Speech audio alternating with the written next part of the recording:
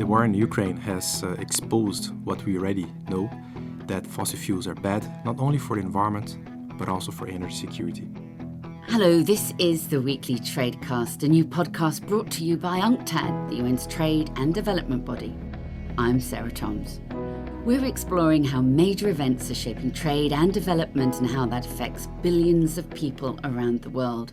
This week, we're looking at the energy crisis. Russia's invasion of Ukraine in February has tightened supplies of oil and gas, and that's driven prices higher just as demand recovers after the easing of COVID restrictions. Russia is one of the world's biggest gas producers and has already cut supplies to some European countries. Western nations are moving to phase out Russian imports and secure energy from elsewhere to keep factories running and prepare for winter. This energy crisis is fueling fears that many countries will postpone climate goals by reversing plans to invest billions in cleaner renewable energy from the wind, sun and sea. Well, joining me now is Henrique Pacini, an economist at UNCTAD, specialising in trade, energy and the environment.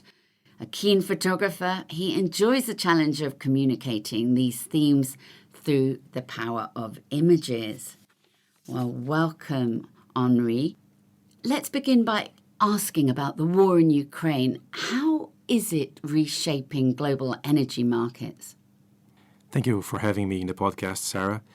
The war in Ukraine has exposed what we already know, that fossil fuels are bad, not only for the environment, but also for energy security. You cannot rely on them, especially since their production is very centralized in a few places around the world.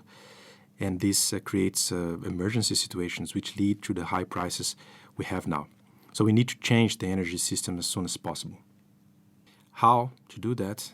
We need to go for a different energy system based on renewables that are more dispersed and enhance at the same time our energy security.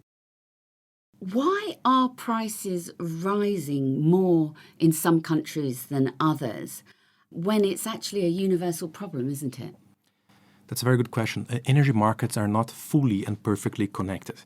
So while we have, for example, very high increases in energy prices in Europe due to the ongoing conflict, you might not have the same type of increase in other regions, such as in Asia or in Latin America, because the supply and transmission mix there is, and also the consumption mix is different. But in one way or another, all energy markets are connected. And the argument for a transition to renewables is universal. The important thing to think, Sarah, is that transitioning to renewables require action not only at the project, at the business level, at the national levels, but also across countries. It revitalizes the importance of environmental goods and services negotiations at the World Trade Organization. We need to also work on the transmission infrastructure so that countries can trade energy, especially renewable energy, better.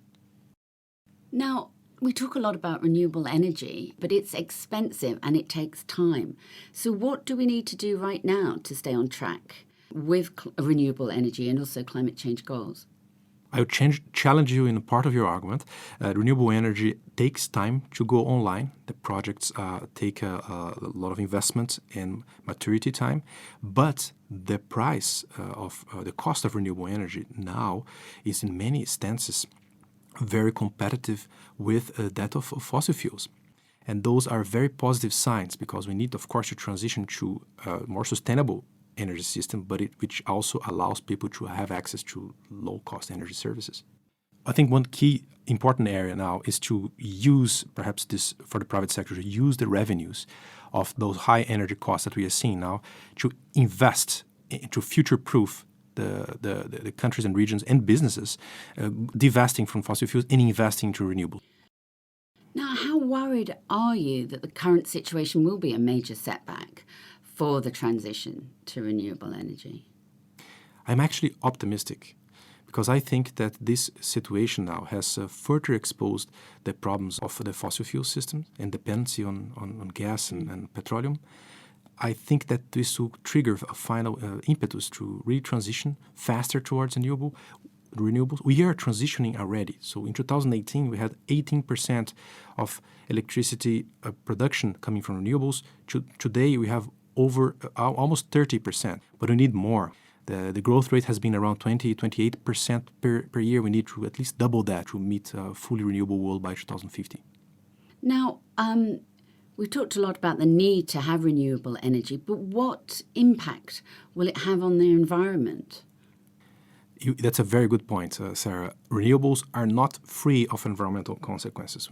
Once we go for renewables, we need to think about the full life cycle of renewable energy products, what the consequences of their services. For example, to have recycling chains for solar and wind installations, and also for the upcoming electric mobility system. We need to have a very good reverse logistics to ensure that metals related to batteries do not leak into nature. And after all, they are also important because there's not an abundant amount of lithium in the world. And it's very important that the lithium that is in batteries right now is captured and recycled back into new lithium batteries. So we need to think all of that before we create another problem as we created fossil fuels. But what is the positive impact, though? Because we're hoping this will protect the environment too. The key aspect and the most urgent aspect of adopting and increasing the utilization of renewables is climate change, followed by, of course, energy security. We need to drastically lower carbon emissions and eventually become carbon negative even to counteract the effects of climate change in the long run. And renewables are the first and urgent step because the energy system is the biggest contributor to climate change. Now, if rich European countries are now struggling, what are the realities and the options for developing countries? Developing countries have one advantage compared to developed countries. They don't have so much infrastructure in place, so they don't have to offset investments that already occurred in the past and can create pressures for a continuation of the fossil fuel systems. So developing countries, they are in a position to invest from now on in a better energy system, and it's important that they do that. Now, at the moment, we've all heard about the US legislation that it includes a $369 billion package in climate change and energy provisions. What impact would this bill have on US energy consumption and elsewhere in the world? I think this package is a very encouraging sign. I think it signals to markets that renewables are here to stay and they're here to become mainstream and soon surpass perhaps the share of fossil energy in the energy mix. And I think the most important signal of this package is a market signal that disseminates across borders, so neighboring countries, other regions, trade partners might, by consequence, adopt their own packages or reshuffle their own markets to meet the incentives that this action brings, meaning it could become a big primer for a global adoption of renewables or a faster uptake of renewables in the world.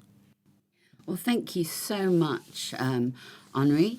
That was UNCTAD's Henrique Pacini, who is this week's guest. Tune into the Weekly Tradecast next week and every week for more insights on the most pressing issues around the world of trade and development. And there's even more on our website, unctad.org.